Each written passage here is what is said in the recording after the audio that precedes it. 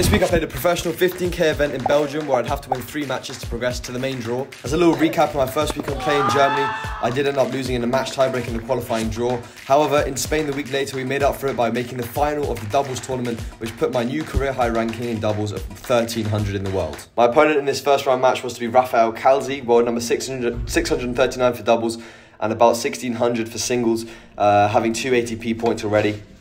This match was obviously going to be quite a grind, and the conditions were pretty slow. The balls were pretty heavy and the courts had just been rained off yesterday, so that meant obviously that they were playing a lot slower than usual. So coming forwards to the net was going to be a decent strategy if you had a good setup, because you'd be able to put the ball away quite easily. But also the rallies are going to be a lot longer. It's going to be a lot more physical, and so you have to be patient and bide your time.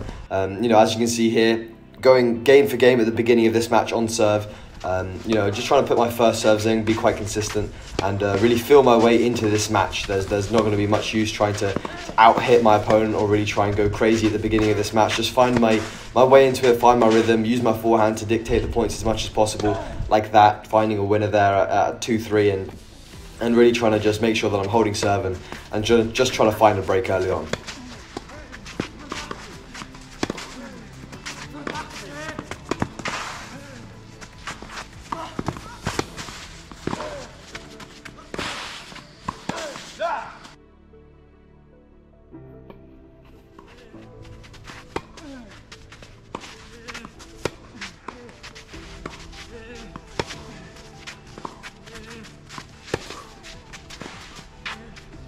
You can see there just changing direction, kind of super difficult. He was doing a really good job of kind of going back behind, and I was just trying to hustle as much as possible and try and win that 30-all point. But he ends up taking it, going 4-3 up on serve again.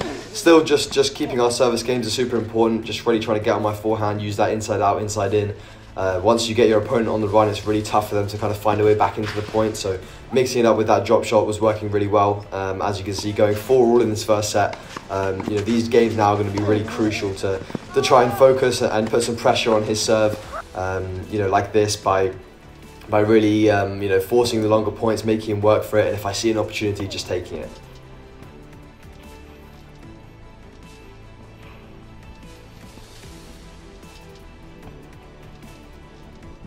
I think I could have been a little bit closer to the net on that one. He's managed to dig himself back out into this point, back to kind of 60-40 him with that really good ball. And I think that's an opportunity here at 15-all where maybe I could have just been a little bit more aggressive. And as you can see there, putting that ball in the net and giving him an opportunity to go 5-4 up.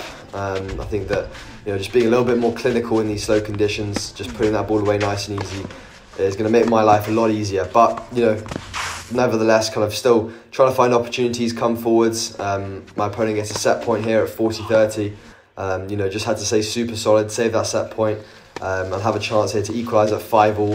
I think saving a set point just alleviates so much pressure on the set, because you're almost like, you saved it, there's nothing to lose now. Had he played a good point, you would have lost it. So that can really be a big momentum shifter in these matches. As you can see here at kind of 30 love my opponent, I'm really kind of playing quite loose and playing quite free. I think that's something that is very important at these kind of crucial stages, to have a game plan but also to play loose and play relaxed.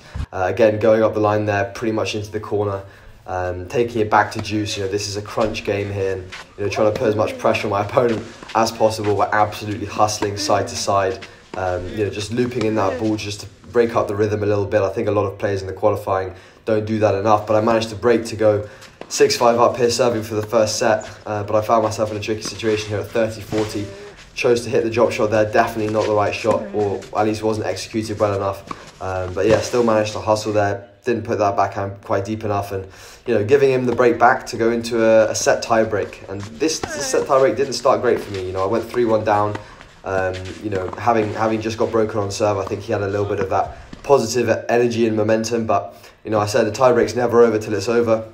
Change ends at 3-all, and yeah, just really trying to force him deep into that backhand side, get a ball that I can really attack off. He's managed to get it low to my feet there. I couldn't quite do enough with it, and he gets his second set point here at 6-5.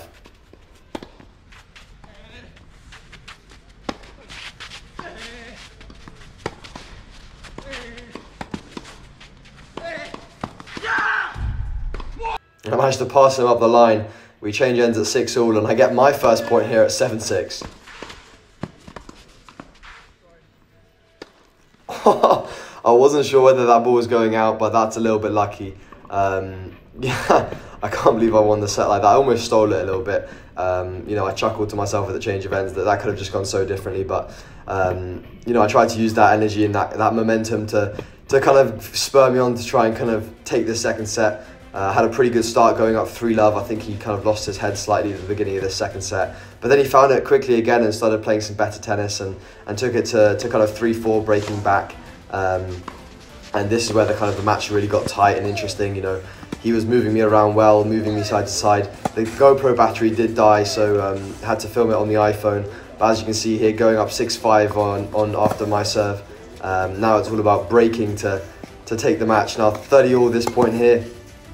You know, he plays a pretty good slice.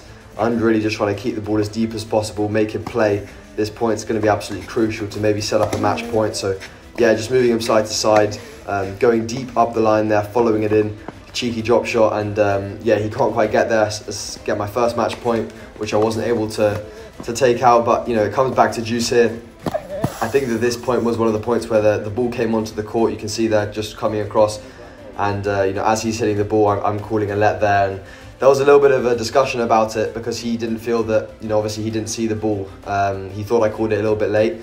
You know, as I'm watching it back, it's too close to tell. Obviously, it's in my eyesight as I'm hitting the ball back to my opponent, and here at 6-5, really trying to use that time when he kind of been frustrated, and I managed to take the match 7-6, 7-5.